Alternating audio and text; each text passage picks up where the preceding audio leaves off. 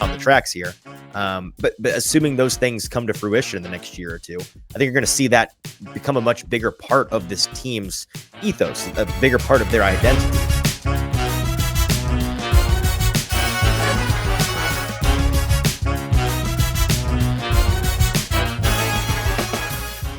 Welcome into the Hot Read podcast for Wednesday, January 24th. I'm your host, Easton Freeze, director of published content here at BroadwaySportsMedia.com. We're also brought to you by the 440 Podcast Network. You can follow me on social media at Easton Freeze. I'm joined as always by producer JT, who you can follow on social media at JT_Runke. JT, how are we doing? I'm good. Happy Tuesday. Just about, like you said, 24 hours since we last talked about Brian Callahan becoming the head coach of the Tennessee Titans, but ready to jump into a little bit more in depth and have a little bit bigger of a discussion about it. But I'm super excited to be here. Yeah, it's going to be a good time. We did a 440 Sports megacast last night with Stoney and Zach and Braden. It was a good time, and I definitely recommend going and checking that out. You can find it anywhere. It's on our podcast streams. It's on Broadway Sports Media's YouTube page. It's on 440's YouTube page. It's on Twitter, on my Twitter account. It's pinned at the top of my profile, so you can find that instant reaction with all five of us on a mega panel, and it was a good time.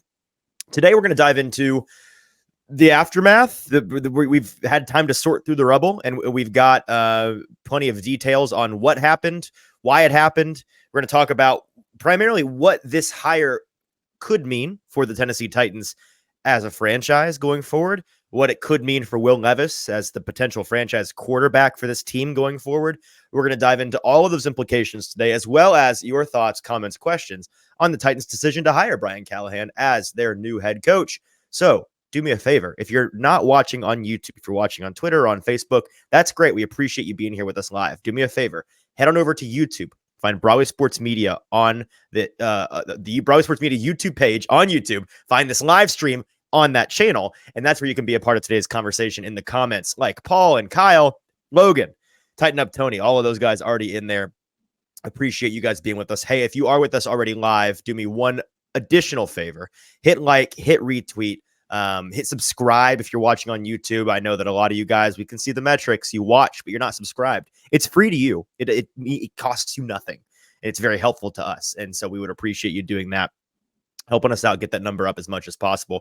We are brought to you today, as always, by BoomBozz Craft Pizza Taphouse, our wonderful and amazing sponsor here on the Hot Read podcast. And I'm going to tell you all about them a little bit later in today's show. But for now, JT, let's go ahead and dive right in to, as I'm vamping, trying to pull up my notes here, because that's what we do here on the show. We come prepared. The Titans' decision to hire Brian Callahan. Do you remember a couple of, well, how long ago did they fire Vrabel? 3 weeks? 2 weeks? I think it was 2 weeks. We came on this show and we talked about that decision. And I said, I went back and found it. Here's what I said. I said, here's what's crazy about the Titans. In 6 weeks, they could have a Ben Johnson in the house, and suddenly they're rocking and rolling with a very modern, very forward-thinking head coach GM tandem with a metric ton of money and high draft picks, and everything looks sick and exciting again. It really can change in an instant, but right now things feel horrendous because they've handled what could be ultimately a good and necessary change so poorly.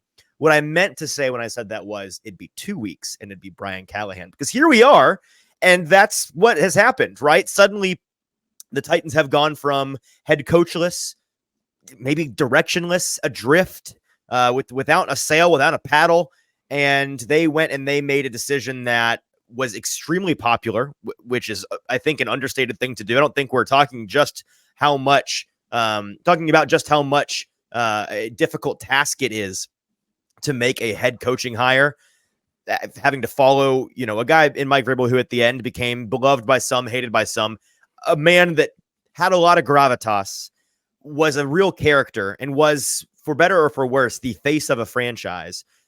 The task of having to replace him and have people largely agree on the decision, that's difficult. And the Titans managed to do it. Amy Adams Strunk and Rand Carthon, they found their guy in Brian Callahan, and it's the guy that in the 24 to 48 hours preceding the announcement of the hiring, it seemed like all Titans media and fans had come, like the stars had aligned. And I was talking to some folks before we knew yesterday afternoon that are in other markets. They were asking me about, our buddy Danny Kelly from the Ringer Fantasy Football Show, asking me about what the vibe was. And I said, Everyone seems to want Brian Callahan, and I would love Brian Callahan, and I think that they would like Brian Callahan, but I'm bracing for like, Aaron Glenn or Dan Quinn. But they went with the guy that everybody wanted. So that's fantastic. And so they did what I wished would happen, what I think you wished would happen. And they didn't do what I thought would happen. I've got in the past like 3 months, this uncanny, unfortunate habit of tweeting out what I think the Titans are going to do and then them doing the exact opposite. I think it's actually only 2 examples, but it's just the 2 biggest examples. I was going to bring it up last night about like, it's just 2 examples, right? And then they immediately fired Vrabel. And then I said, I don't think they're going to hire anybody yet. And then they immediately hired somebody. So, well, I was also going to say, if we go back even further into this season, when you said that Vrabel would never fire, his name's already escaping me. I said he would never fire a coach in season. Yes. And then they went ahead and did that right there.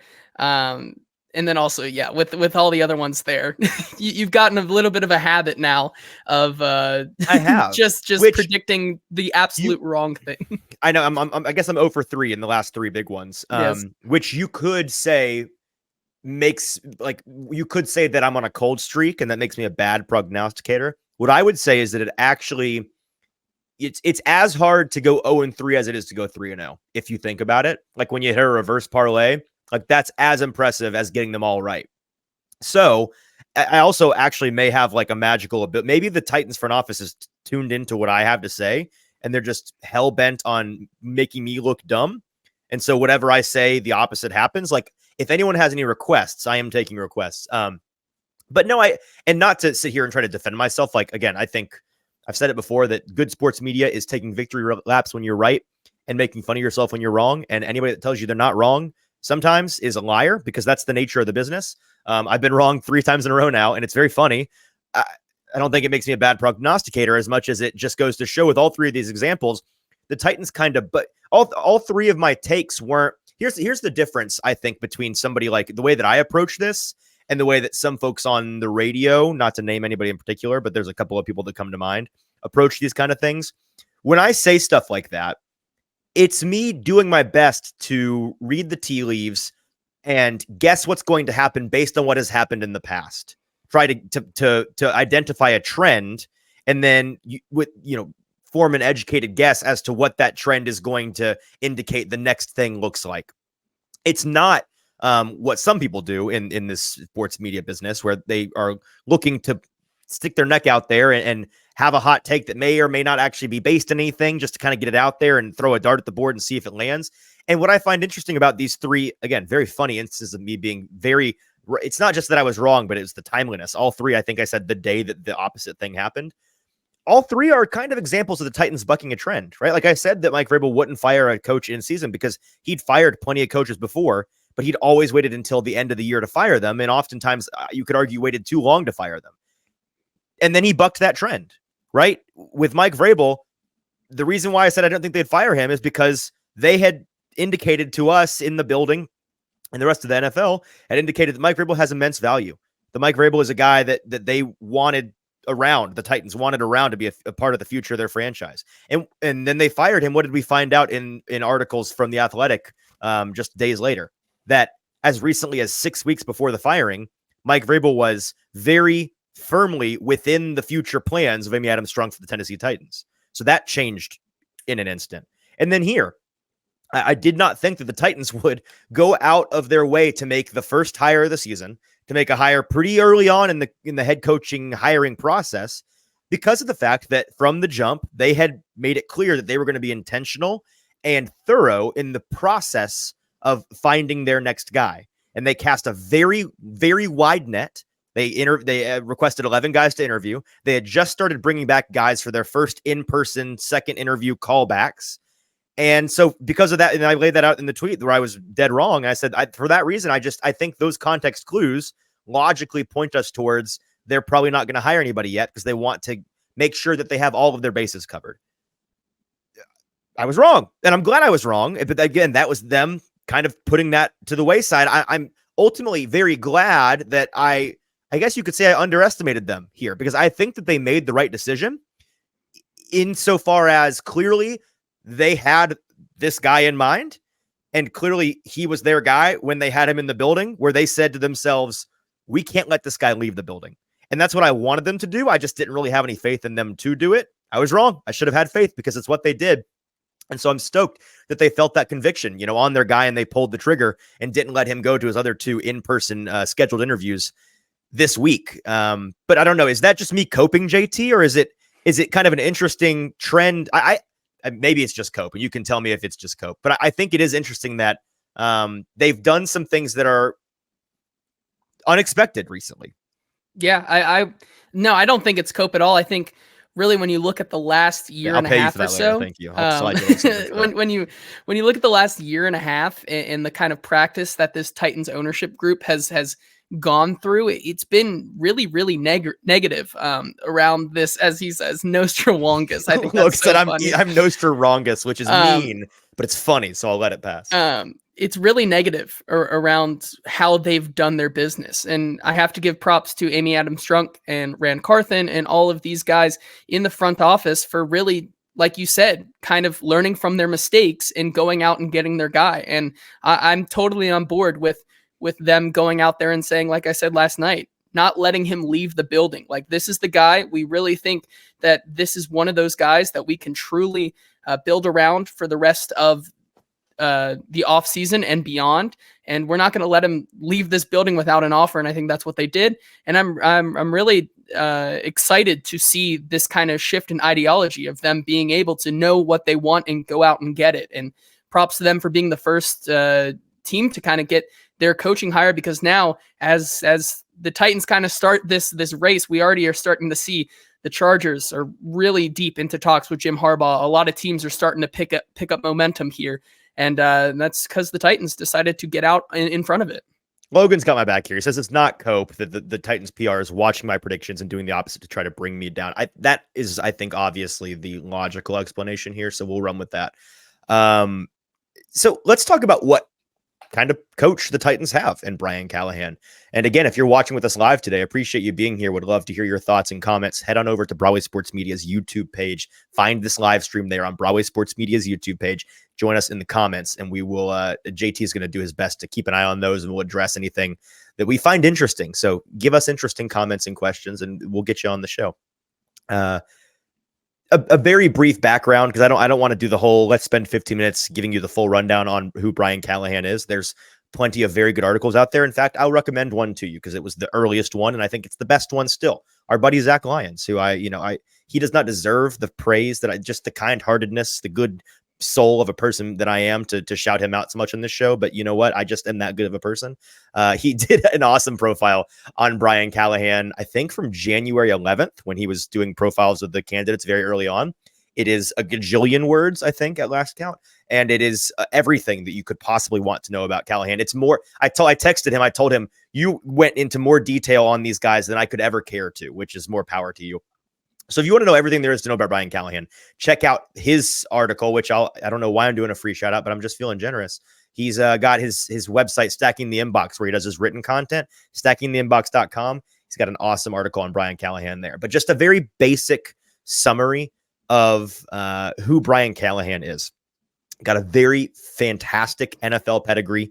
Bulk of his experience is under the Shanahan-McVay tree. So that's the kind of guy you're getting from a scheme standpoint, from a NFL heritage standpoint. He's had stints with Gary Kubiak, who's a Shanahan disciple. In Denver, he was there during the Peyton Broncos years, primarily when they went to a couple of Super Bowls. Zach Taylor, of course, with the Bengals, where he was just a part of the Joe Burrow era in Cincinnati, and working with Zach Taylor, who himself is a McVay disciple. And then he's also worked in the past with John Gruden in Las Vegas during the early Derek Carr years, and then Jim Caldwell in Detroit for some of the earlier parts of the Matt Stafford era. So some big boy quarterback names on that list. And he's finishing up this past year was his 15th year in the NFL. He's just 39 years old. So very young guy that you're bringing in here. He's primarily worked with quarterbacks, obviously Stafford and Carr and Burrow and Peyton Manning and Tim Tebow, you can throw in there. He's drawn rave reviews from those guys, Manning and Stafford and Burrow. The biggest question with him, obviously, and we talked about this when he was a candidate for the team, he's never called plays. Now, that does not mean that he can't call plays. And I've seen some folks already, Titans fans with those two-tone colored glasses on, already defending. Well, just because he didn't call plays doesn't mean he can't. That's true. That's fair. There are very violent examples of this going very good and very wrong in the past.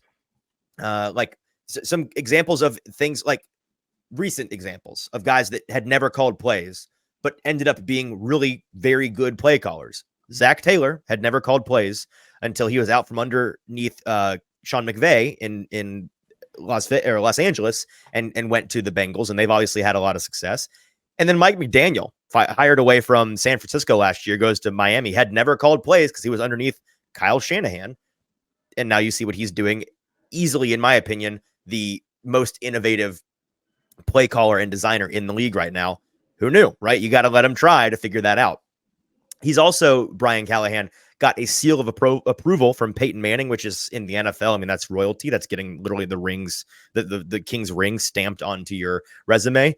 There's also very good and very bad examples of this in the past. The name that comes to everybody's mind when you say, well, Peyton likes him, is Adam Gase, because Adam Gase was a guy that Peyton really shilled for and got him 2 head coaching jobs, even though he stunk at his job and players notoriously didn't like him. So that, there's that. But that was, I think that's the most popular one, which is fair.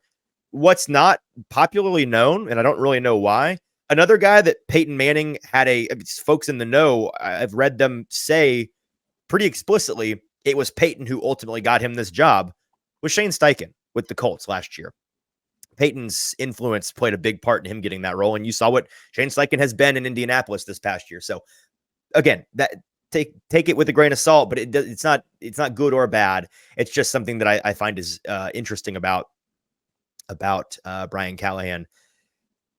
There's another thing that I said in our past episodes, JT, that I was thinking about in prepping for today's show. And I wanted to bring it up. I meant to go just clip what I said so that we could revisit it and then I could give my thoughts on it. But I went and I found the notes that I'd written on it. So here's what I said. It was our episode with James Foster, I think early last week when we were talking through these candidates. And I was talking about what I'm interested in the coaching search, because it was essentially an open-ended question that I asked that I now want to try to answer. Okay, so what I said was I am much, much more interested in the type of coach, the type that the Titans hire, than who the actual guy is. Why? Because every year we hear about good hires and bad hires, and guys who are supposed to be a home run turn out to be a bum. And the popularly mocked guys like Dan Campbell sometimes turn out to be Dan Campbell.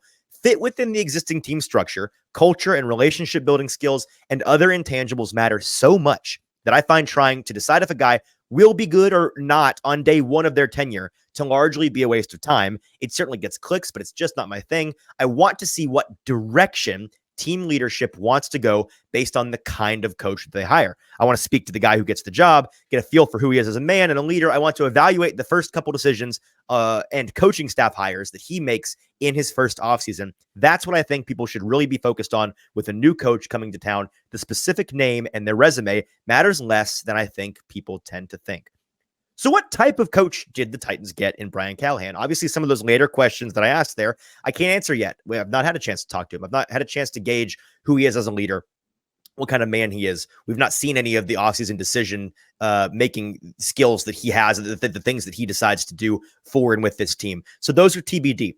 But now that we know who the guy is, and to my point more specifically, the type of coach that he is, I think we can answer some of these questions. So what type of coach do the Titans have in Brian Callahan? I jotted down some thoughts on him based on what we've heard and what we have seen on his resume from his past experience as a coach. He's offensively minded, obviously, analytically savvy, young and forward thinking, invaluable to the plan and the process week to week, according to his coworkers, according to his fellow coaches, invaluable as a teacher, according to his players, and excellent communicator, which is obviously very important and something that the Titans, in their rebound from the John Robinson, Mike Vrabel era, where communication was rocky at best, it seems, they're looking for one of those guys, an excellent communicator, somebody with an incredibly deep Rolodex of NFL contacts to build out his staff, which I am so excited to see the guys that he gets on the staff because of how deep his contact list goes. All of that being said, I think it's kind of the best case scenario for the Titans. If I were to give you a list of qualifications, a list of of traits in a potential head coaching hire, most of these things would be on that list verbatim for me. And so I think for the future of the franchise, that's huge.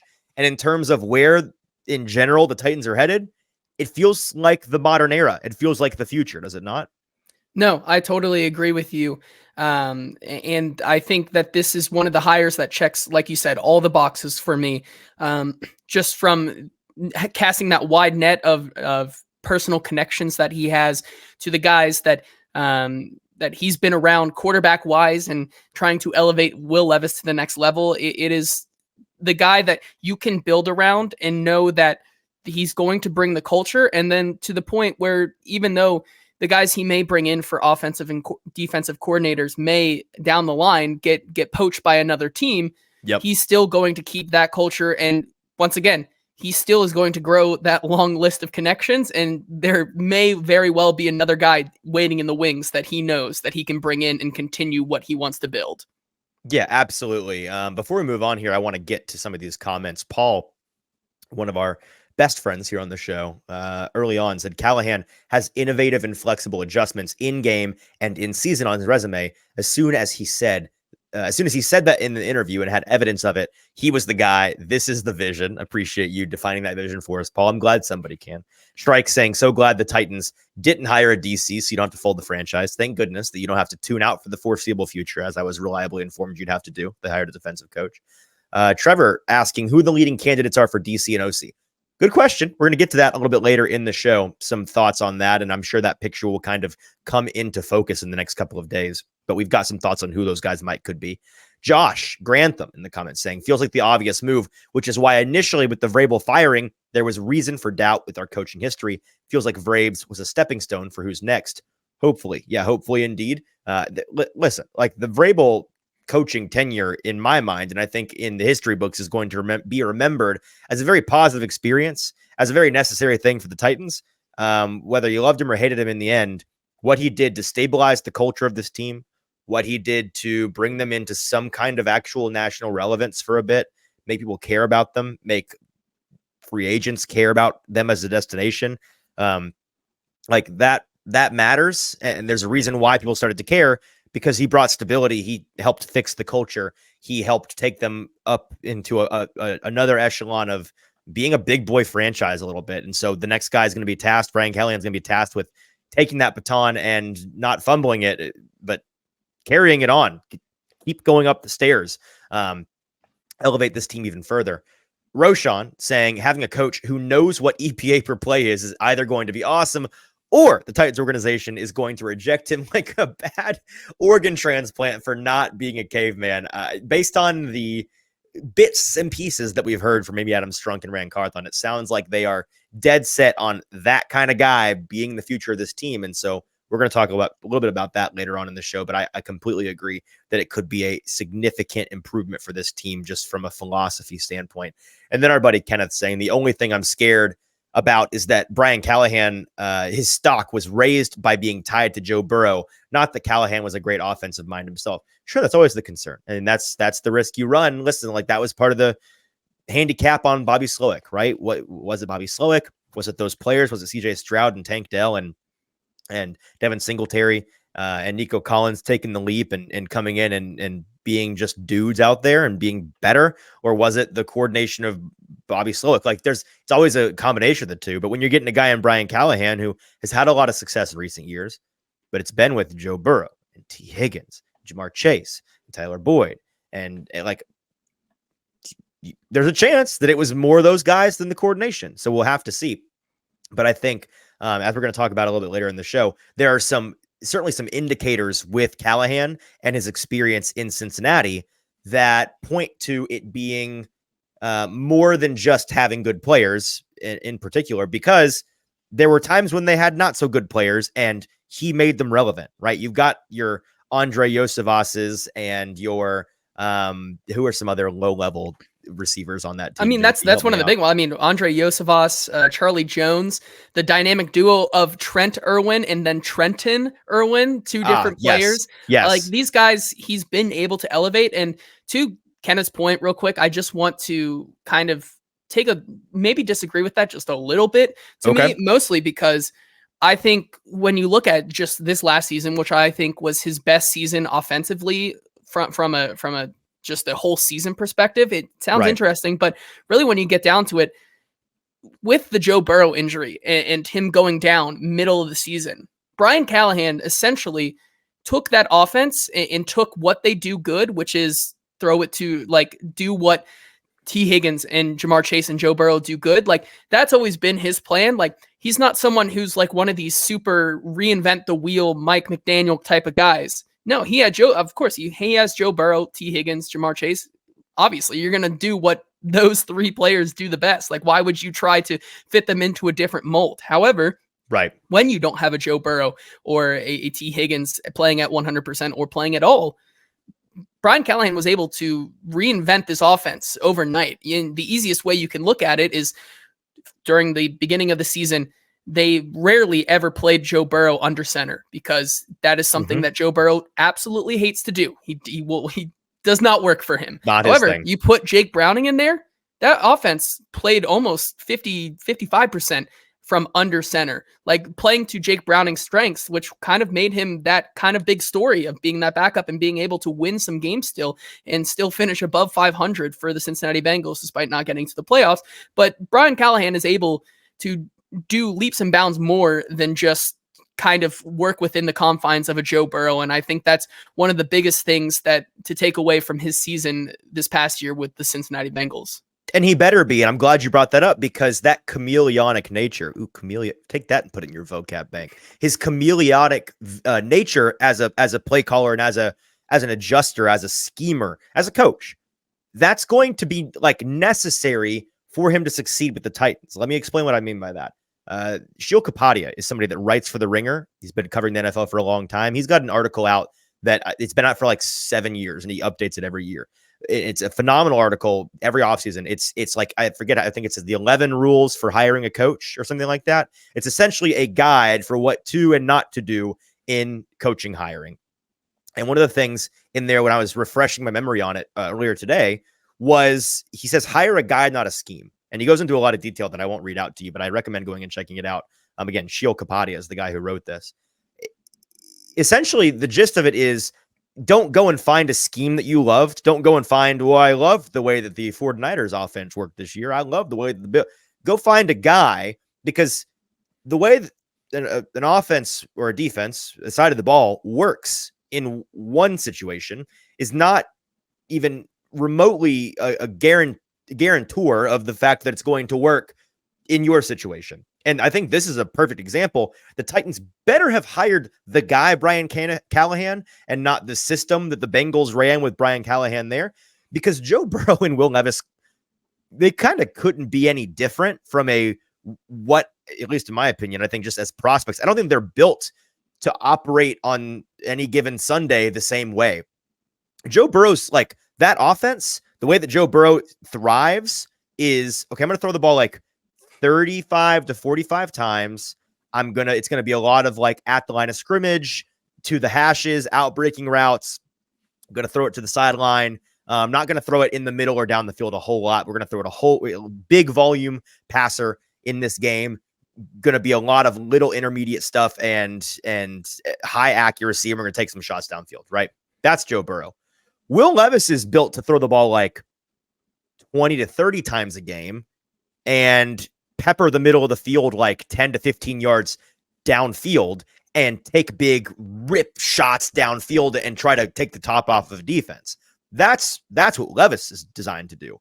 They kind of couldn't be any different in that regard. And I heard that. I want to give credit because I heard that from somebody. That's not an original thought of mine, but it's a good point, and I cannot for the life of me remember who said it. So sorry, but whoever said it, it's true.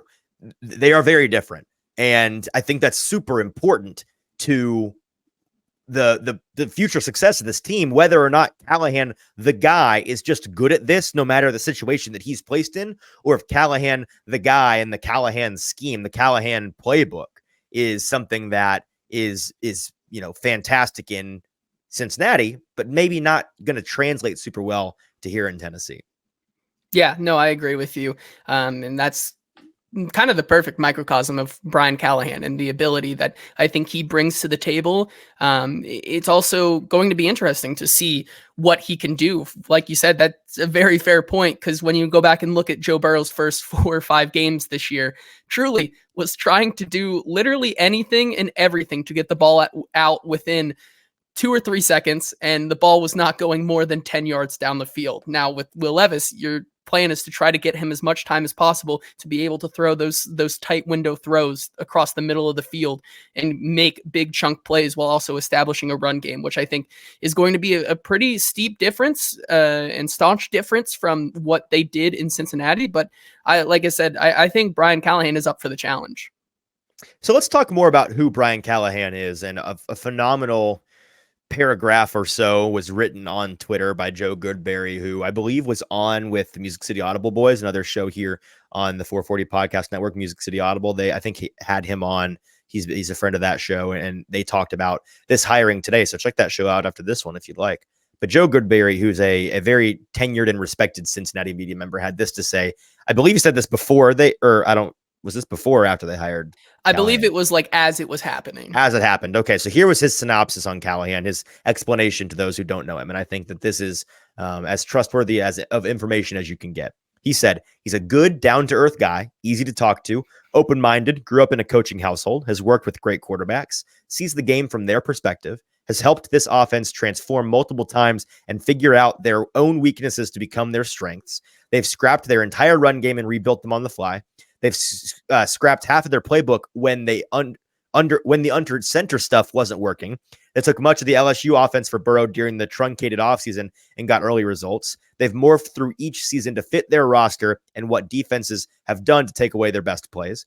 They've routinely shown the ability to be a completely different type of offense depending on the opponent. The players love him. He understands them and knows what to do to reset them and get everybody on board again. He's not the play caller, but everyone has a hand in what Zach Taylor calls on Sunday. From game planning, building the offense, the playbook, and adjustments, he's the one leading the charge. So a very glowing review from Joe Goodberry, who certainly has a good grasp on the kind of coach that Brian Callahan is. A couple of tidbits on this situation before we talk more about the process here, and we'll discuss some potential coaching staff additions for Brian Callahan, and we'll get to your comments, of course.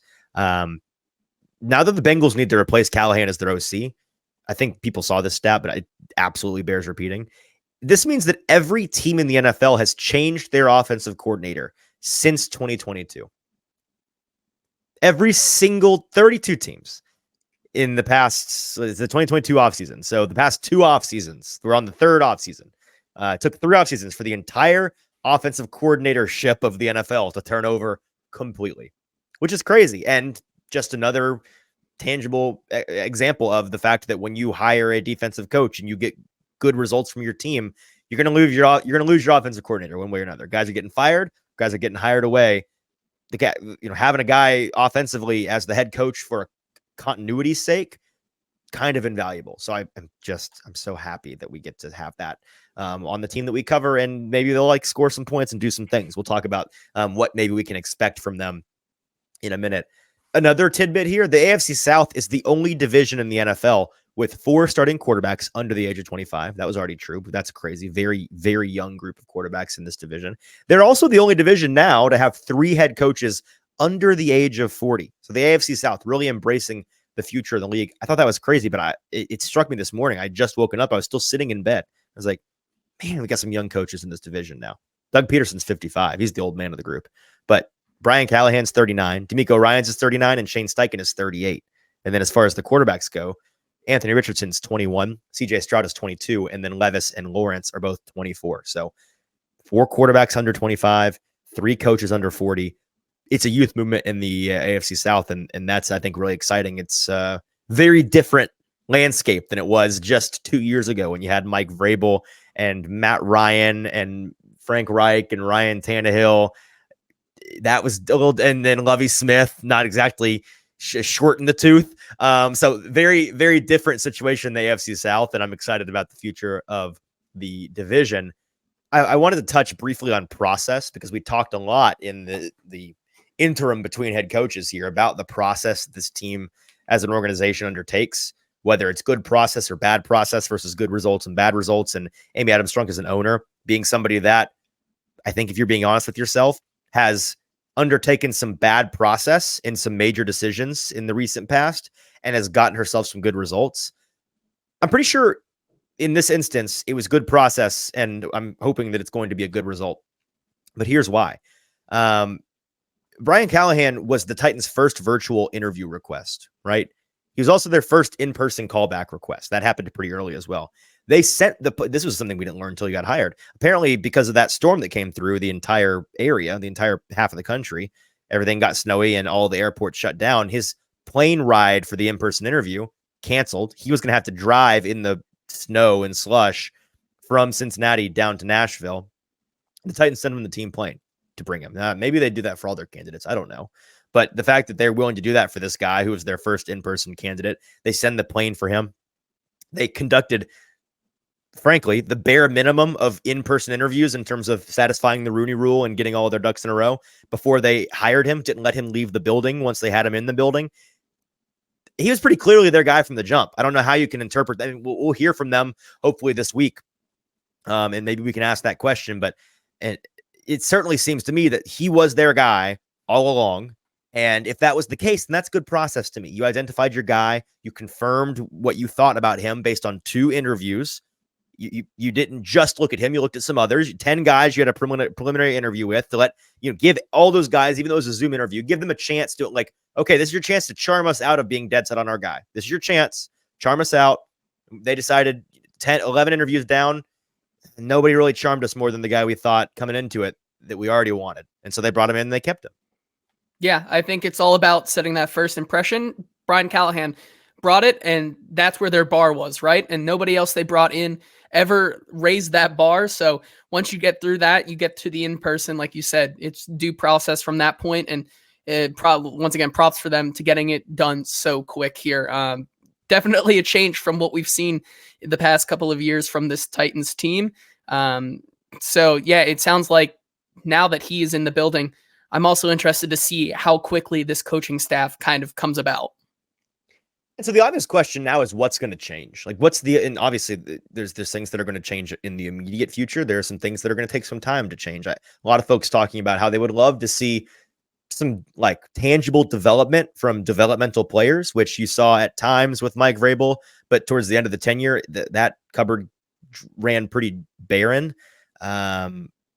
Callahan's thing, apparently, I mean, like one of the big pluses for him on his resume is player development, and his players seem to back him up in that regard. And so that's something that I think is going to be very cool. But that's going to take longer, right? That's not going to be an immediate change. He's not going to develop these guys overnight. Some things that are going to change in the immediate future for the Titans, I think. An important statistic here that was on the internet that I wish I'd written down so I could give credit, but I didn't. The Bengals, they rank in the past 5 seasons with Brian Callahan there in pass attempts, 6th, 14th, 20th, 6th, and 7th in the NFL. The Titans, for their part in those 5 seasons, never finished, or 6 seasons, never finished higher than 25th in pass attempts in the NFL in the 6 seasons under Mike Vrabel. So I think you're going to see the passing game become a big element to this team. JT, we went ahead and can you get that clip pulled back up? I think it disappeared when you disappeared, but there's a clip that was floating around the internet that I think is worth sharing here. It's Brian Callahan talking a couple of, I don't know if it was a couple years ago, at some point during his tenure with Cincinnati, he was asked about what was most important to him as a coach. And so let's pull that clip up real quick from him talking about passing game being a very, very important part of a team's success in the modern NFL. Have we got that one, JT? Yeah. That win the most games are generally the teams that pass the ball the best. That's usually because they have really good quarterbacks, and usually because they have guys that can make plays on football outside. And so you're seeing the teams invest in that part of the game really across the board. And, we're no different. We spent really 2 top 35 picks on receivers and on a quarterback. And so we've invested in it as well. But I do think that's the shift in the league these days, is that the passing game has become the focal point. However, that does leave you opportunities to be really effective and efficient running the football because defenses do the same thing. They still give the resources to the pass game, which then gives you opportunities, hopefully, in the run game, to run against light boxes and numbers advantage and all that stuff. So I think the running back is still an important part of an NFL offense. It just has changed in the way that people view it and look at it, but it's still have to be able to do those things to play good football. So the first thing he said there at the very beginning, talking about how typically the teams that win the most games are the ones that pass the ball the best. That's a completely new and foreign concept here in Tennessee. You hear him talking about like EPA per play and stuff in other clips. He's just a different cat than the Titans have had as a coach ever. It's a very modern approach. It's a very different approach. And I think that the passing game with Will Levis, and he said in there, the teams that pass the ball the best are typically the ones that have the best quarterbacks and have playmakers. And so there's going to be an emphasis on those things, talking about how, hey, we're going to need to get some better playmakers in here. And hey, we're going to need Will Levis to start playing more consistently like a top tier quarterback. We're going to need to get him developing. Let's get that train on the tracks here.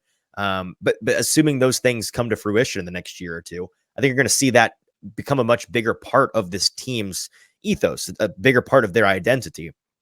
I think you're going to see player utilization change. Like we talked jokingly about on the mega stream last night.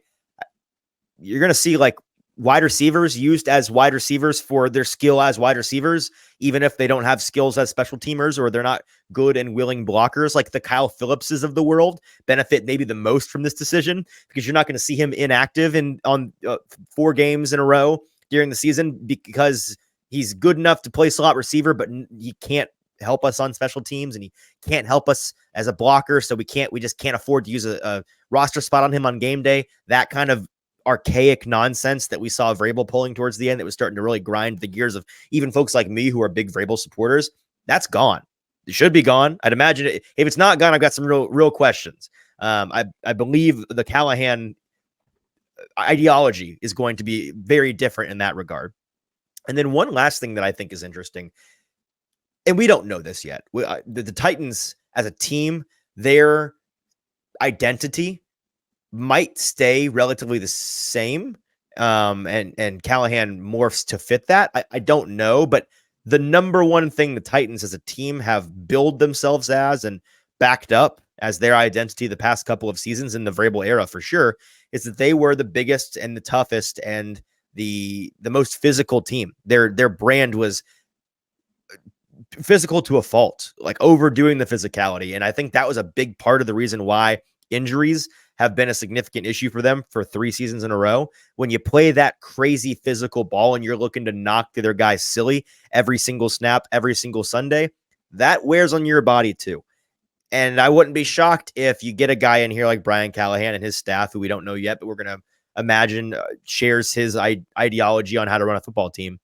And things are a little bit different in that regard. The Titans are no longer trying to be the most physical team to a fault, hit you in the teeth. Maybe there's a little bit more finesse in there. Maybe they take it a little bit easier. And it's a little bit prettier football at times, which may be good, may be bad. We'll have to see. But as for the injury front, wouldn't shock me if suddenly the injury bug became less of a bug.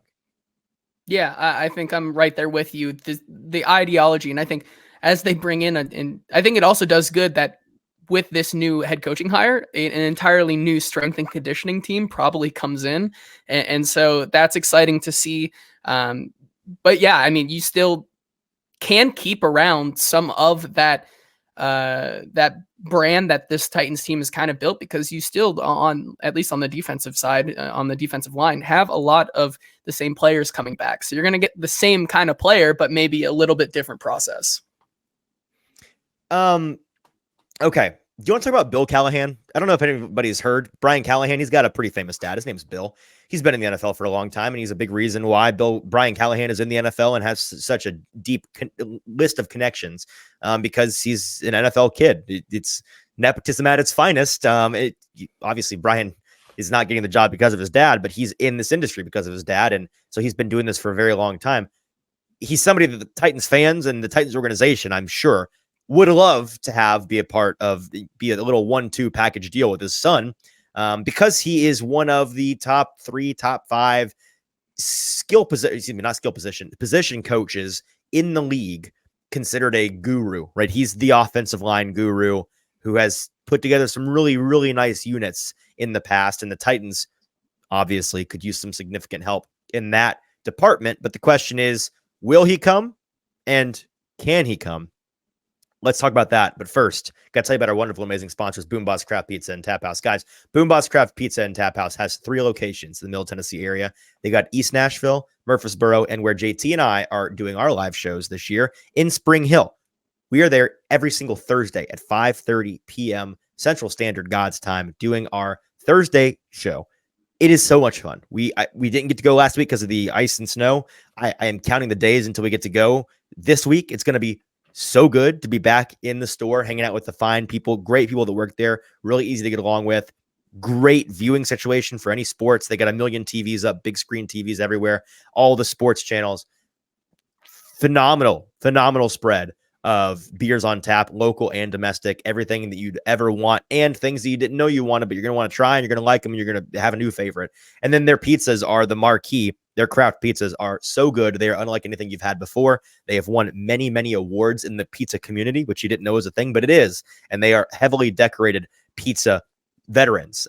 They do pizza really well, and you're going to have to take my word for it. You don't have to take my word for it. You can go and check it out at any of the 3 locations in Middle Tennessee. So give BoomBozz Craft Pizza a try and tell them that Easton and JT on the Hot Read podcast sent you. I promise you won't regret it.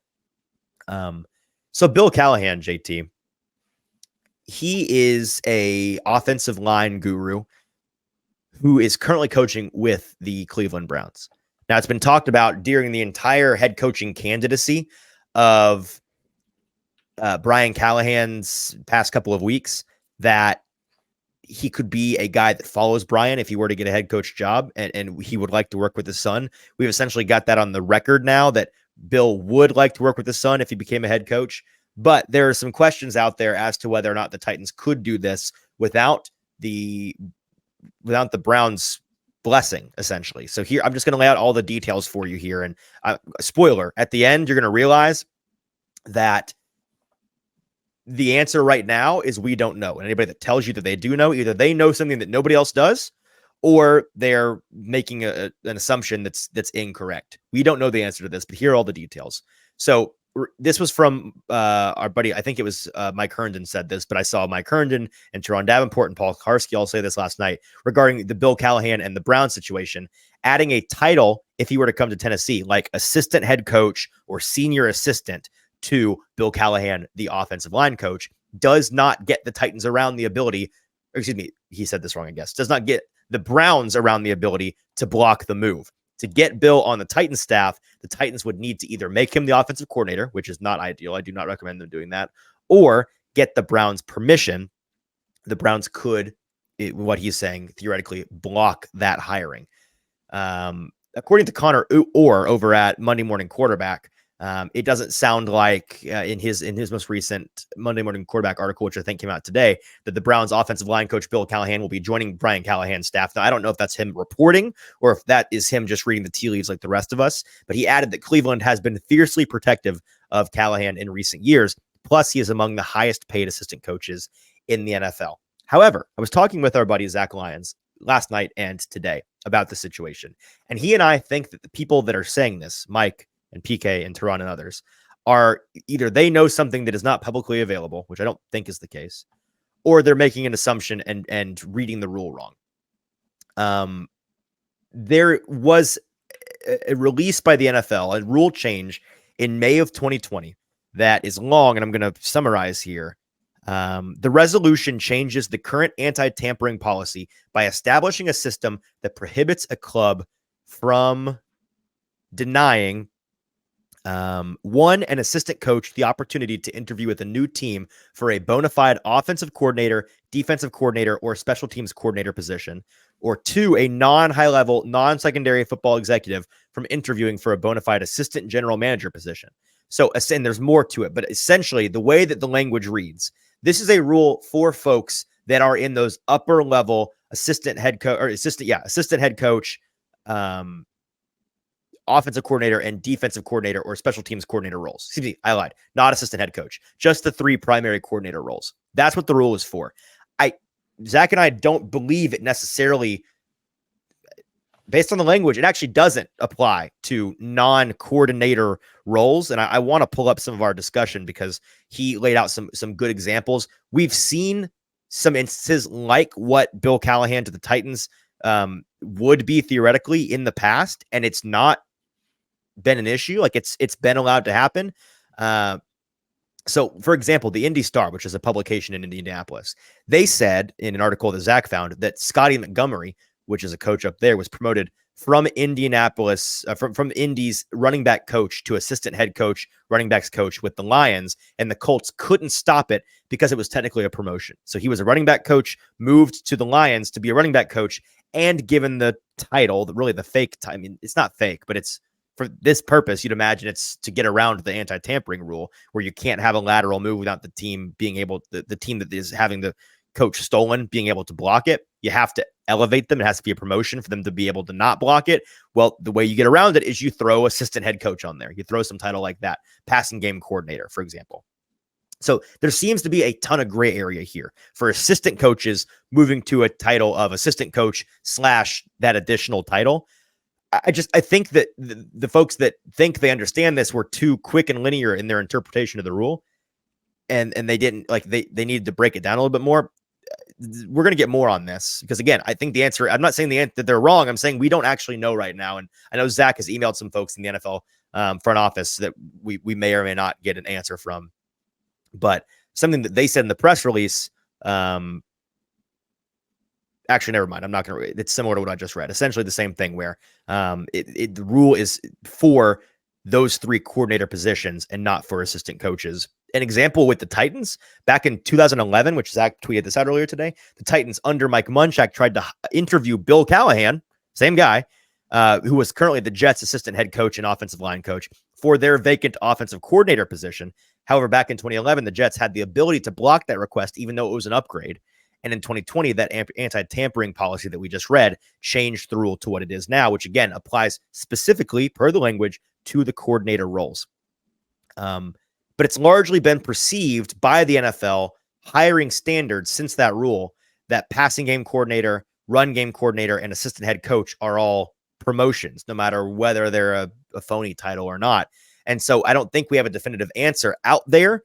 We don't have an example of somebody being blocked under these same circumstances that I'm aware of. But the hiring team submits their form to the NFL. The hiring team submits that form to the employing club. And then if the employing club wants to deny or make a claim that they want to be able to block that hiring, they file that block with the NFL. The NFL decides if the block is approved or not. That's basically the process. So, and I'm just trying to make sure I cover all my bases here. Another example from Zach, Chad Morton. He was a running back coach from 2017 to 2021, and then got a promotion by becoming the run game coordinator and running back coach in 2022. There's a number of examples like that. Okay. The reason why that isn't definitive proof that this works is because we don't know whether or not the team that was losing that coach wanted to block them. You know what I mean? Like, they got a promotion and it looks like that worked. That the team losing a coach had no say in it, but maybe they didn't want to say in it. Maybe they didn't mind the guy moving on. That's a lot of technicalities. So that makes sense generally, JT, that essentially, again, bottom line, I don't think we know whether or not the Titans can hire away Bill Callahan from the Browns and the Browns can do anything about it. The Browns may not be able to do anything about it. Yeah, I think that it's going to be interesting. I think obviously the bigger point, I think, to Connor Orr there is that this Cleveland team, no matter what, it's gonna suck. Of course, for they don't them want to lose him. Yeah, they don't want to lose him. But even if the rule is to block it, it's the NFL. But like, if your son is a head coach, I feel like it'd be a very interesting cold move to not let let them go coach with their son. Right. And as Hayden in the comments here says, didn't that happen with Chris Harris last offseason? Yes, this is another example of a guy who went from DB's coach in Washington to Tennessee, where he became the DB's coach and defensive passing game coordinator. Now, again, we don't know if that's proof positive of this working because there's no way for us to know whether or not Washington attempted to block it and couldn't, or wanted to block it and couldn't. Like, they could have it could have been blockable, and they said, we're good. For whatever reason, Chris, go do your thing. Like, we're happy for you to go, or we'd like you to go, whatever the case may be. We don't know. So we need clarification on that. We'll talk about that on the show as soon as we know the answer. Of course, if it is the case that the Browns can block it and there's nothing the Titans can do without making him the offensive coordinator, they should not do that.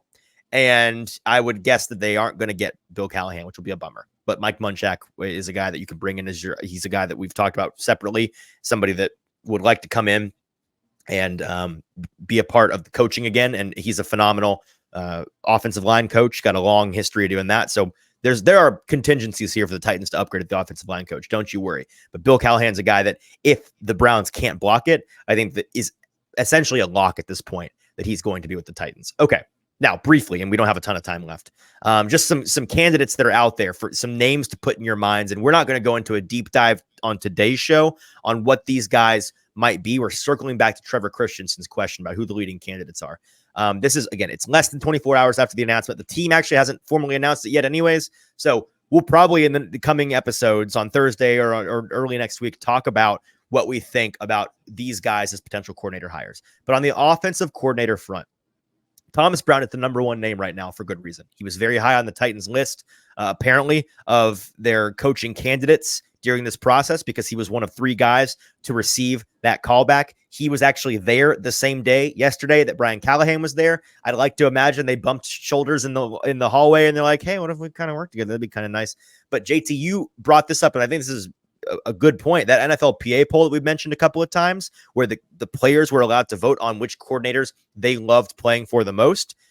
Thomas Brown was number 2 and Brian Callahan was number 4 on the list of offensive coordinators. So putting together the second and fourth most beloved OCs by their own players to lead this new Titans era of offense, that seems like a decent idea, right? Does that? I would agree. I think that would be very nice. That. Yeah, that sounds very nice. Like we said last night when we were doing these predictions around the board, it was a clean sweep of Thomas Brown as everybody's pick on that panel, and I think that still rings true. It's going to be very interesting to see if Thomas Brown is, because I know he's still interviewing some other places as well, right, doing that due process. But if it comes back, I would really like to see him working with Brian Callahan.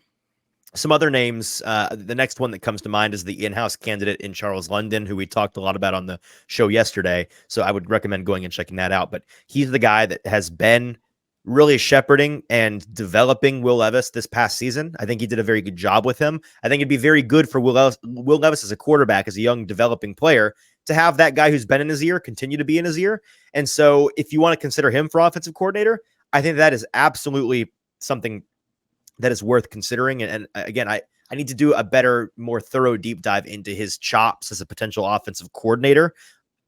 The assumption is no matter who the coordinator is on this team, that the Brian Callahan is going to be the one calling plays. So you don't have to worry about whether they can call plays or not. Brian's going to handle that as the head coach.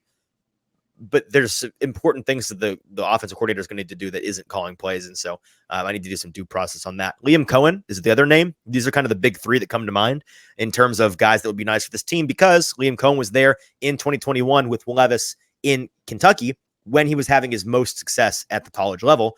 Those 2 work well together. There'd be some continuity there. You could bring in him as your offensive coordinator.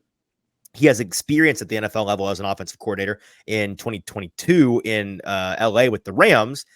He could come in and can pick back up where he left off with Will Levis essentially and try to do that whole thing, which it sounds like, based on what we heard last night from our buddy Justin Mello, I don't know how he knows this, but he did say to Zach that it sounds like Liam Cohen is going to stay at Kentucky.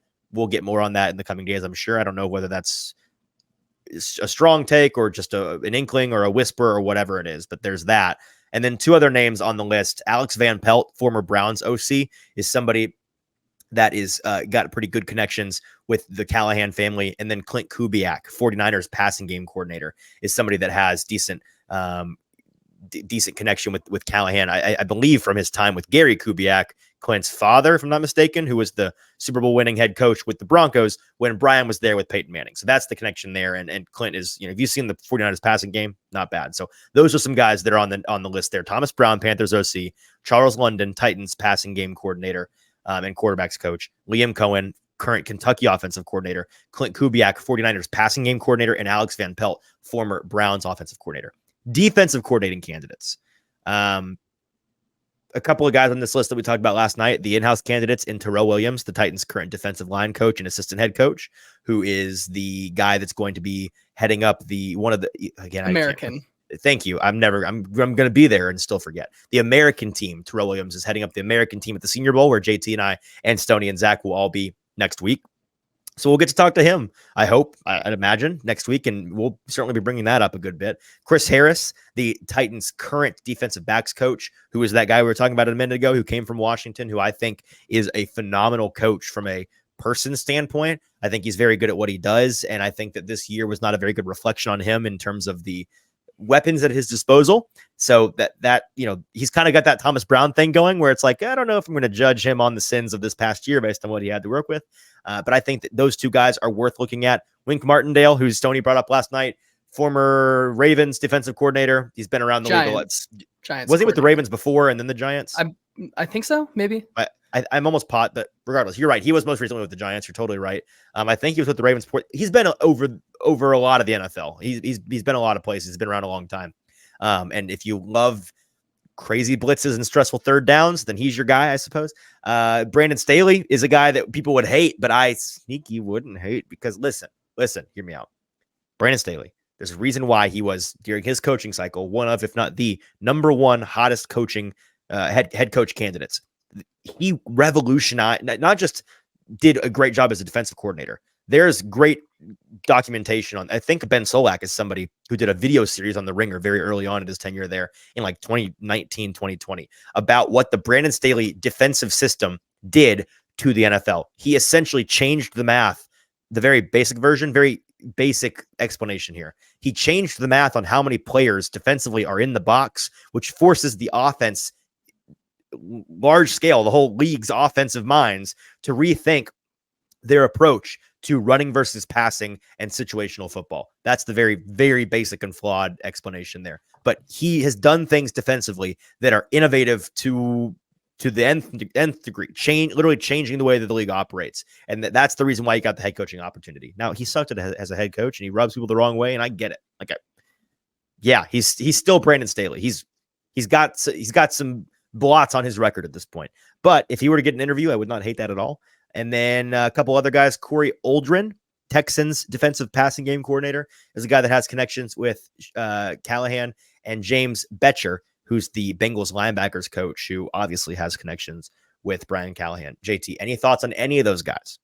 Yeah, I think out of this list on the outside guys, Corey Oldrin is one that I think should get a look just because of not just because of what he does, but also looking at from a talent perspective, the cornerbacks and secondary players that they've been able to get into that room and kind of take from lesser known starters to being some of the top defensive backs in the league is something that I think is pretty impressive and is worth a look. And then with you on Brandon Staley, as heinous as it sounds, there is something to be said about taking a guy from a head coaching position and then putting him back into what he does best, which is focusing just on a defensive aspect. If a guy was a great coordinator and then he turns into a bad head coach, does that mean he can't be a great coordinator again? Come on. Not sure, but it would be worth a look, I think, still. Yeah, no, I agree. All jokes aside, I think that those are guys worth looking at. And again, that's a very surface level skimming of the potential guys. I'm sure there's some guys on here that will not even get a sniff. And I'm sure there's a lot of guys on the potential future coaching staff list for Brian Callahan that we have not even considered yet. And so we'll do a better deep dive into that in a little bit. Let's let the team actually announce that they're hiring the guy first. How about that? And by the way, just a super side note, I've seen some folks being like, is it concerning at all to you? They've not. No, this is the way that it works. They're they got to get the ink dry. The PR team has to have a meeting on the approach, how they're going to handle this from a public relations standpoint. Like, there's a whole process. He's going to be the coach. It probably is going to be announced. I'm going to guess tomorrow. I'm guessing that the press conference is going to be tomorrow. Could be wrong. I'd be shocked if it's not this week. So we'll see on all of that. But stay tuned, obviously. I think that's it, JT. Anything else we have to go today? Today? All right. Well, it's been a weird and a wacky one, but a lot of information on the Titans' new head coach, Brian Callahan. Very exciting. Of course, we'll have more to break down on this front on Thursday, as well as the Best Bet Gauntlet. Got to get back on our horse on that one, but we're going to work on that for the next 48 hours. We're going to hit the books and find some bets for you and we'll get, listen, we hadn't fallen off our horse once all year. We fell off it first back-to-back bad weeks all year long. Not bad. Just saying. We're going to get back on our horse this week on the Best Bet Gauntlet and talk about Brian Callahan and anything else that happens between now and then. Maybe the world will explode. And at this point, I don't know what to expect. You never know. Until then, for producer JT, I'm your host, Easton Freeze. Hey, check out BoomBozz Craft Pizza Taphouse and check us out on social media. Broadway Sports Media on YouTube. Hit that subscribe button. It's free. It's very helpful to us. Subscribe to Broadway Sports Media on YouTube. Thank you very much for doing that. And then follow us on social media, on Twitter, on Instagram, on TikTok, at Hot Read Pod. That's at Hot Read Pod. Follow JT at JT_Runke. Follow Easton, me, at Easton Freeze. Do all of the things, which we would appreciate you doing. And we'd love to interact with you guys and hear from you guys on social media. Until Thursday at 5:30, live at BoomBozz. We'd love for you to come hang out. We'll give you a gift card. You can eat and drink for free. It's a pretty good sell. I think you should come hang out with us. Until then, for producer JT, I'm your host, Easton Freeze. This has been the Hot Read Podcast. We'll talk to you on Thursday.